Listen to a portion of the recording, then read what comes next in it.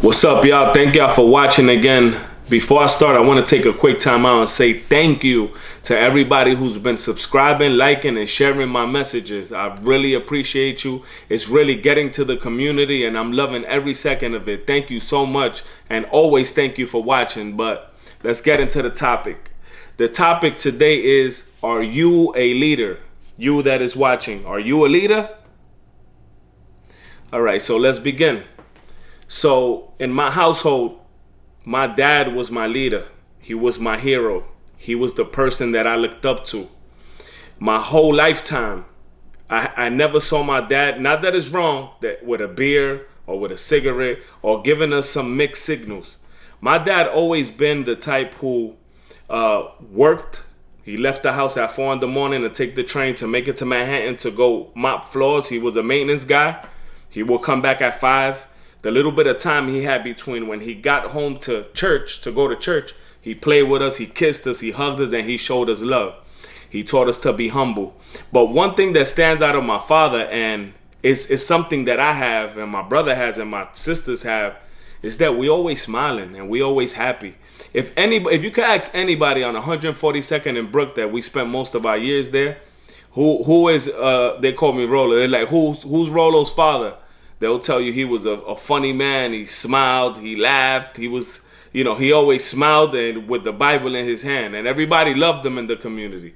So my dad was a staple, not only in the community but in the household. But he taught me etiquette, he taught me value, he taught me respect, he taught me how to be humble, he taught me how to act in places. And one thing that stands out about my dad, a funny story, is that I had burned this kid's face in school. And as punishment, that weekend I was supposed to go on a Boy Scout trip. So instead of going to the Boy Scout trip, the punishment was get in the van with 5 or 6 preachers and pastors and drive to Chicago for an assembly. So during that time, he, laughing and smiling, he told me, what you did was not right. You have to fix that. You can't do that no more. There's consequences for this. Obviously, the consequence for you is taking away what you love and bringing you on this trip to Chicago. But during that time, I was looking at all these 6 individuals, and they were all talking leadership. They all was leaders. When you look at their eyes, you can tell that they leaders. You could tell that they man of power. So that trip changed my life completely. So always respect to my dad for that one trip, because I think that day I started learning leadership. And my dad always was there for us. He was always guiding us. He was the head of the household, and he continued being my leader, and I love him to death. So me personally, I began to be a real leader in about 9 years ago when I had my daughter. So now it's my turn to show my daughter what my dad showed me: the respect, the smiling, the being happy, the don't let nothing bring you down. My father, I never really seen him sad until my mom died. So that's that same energy that we have. Those same good vibes that my dad had, he passed them all along to me and my brothers. And my brother could attest to this, because I have this type of charisma and this type of smile and this type of energy. It put me and my brother in the position that we are in right now. This type of thing that our fathers taught us, with not even speaking but teaching, and we pretty much followed and followed my dad in terms of just watching him. Now they're not listening but watching. So a funny story is, like, I got a 3-year-old son that loves pizza. So we drive into Pizza Hut. I'm about to get him a piece of pie, and somebody sent me a text, and I say the word shit. And when I say the word shit, I look back, and he's just looking at me. And I'm like, damn, I just said this word, and, he's looking at me funny. He's looking at me because I said it with, like, anger. So 3 days pass. He's in his high chair watching his iPad and eating a honey bun. And he starts laughing, and then he goes, shit. So I look to the side, but I'm, like, dying laughing. And in my mind, I said, if I have to be a leader, I cannot be doing these things in front of my sons and my kids, But it taught me also that he's watching everything I do and copying everything I do, right? So that put me in position and in perspective to I gotta chill. Sometimes I listen to this rap music and there's like, inappropriate words, and I catch myself.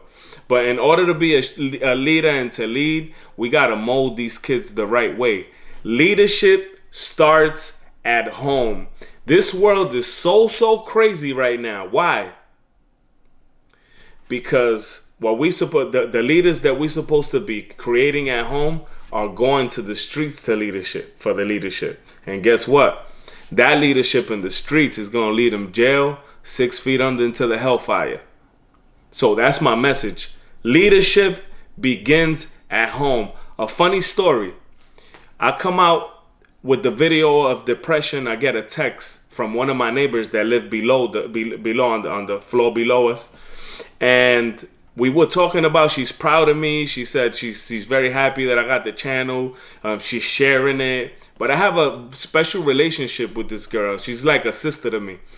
And when we were talking, I told her that I was very proud of her, of what she has done with her son, because she created a leader, and she did it all by herself. And you know what she told me? She said, yeah, I did it with a lot of tears in my eyes and a lot of pain.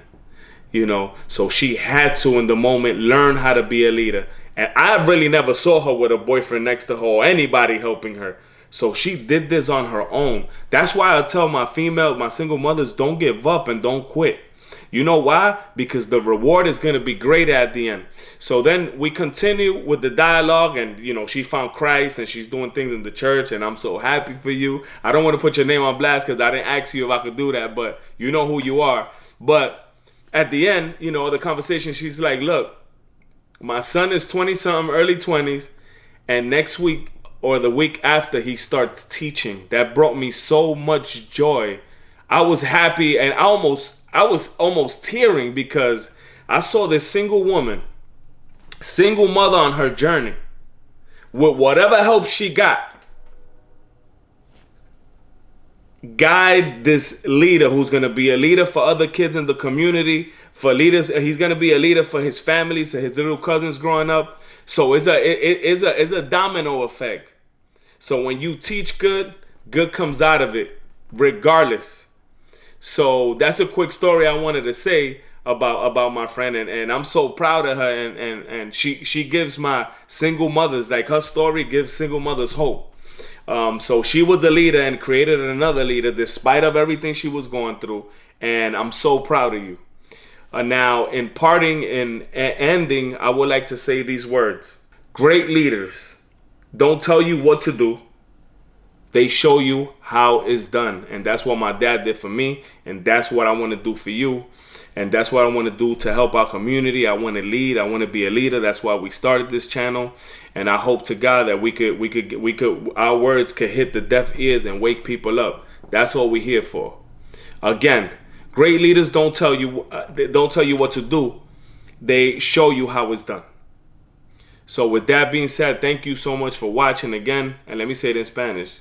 Go en paz, o vete en paz.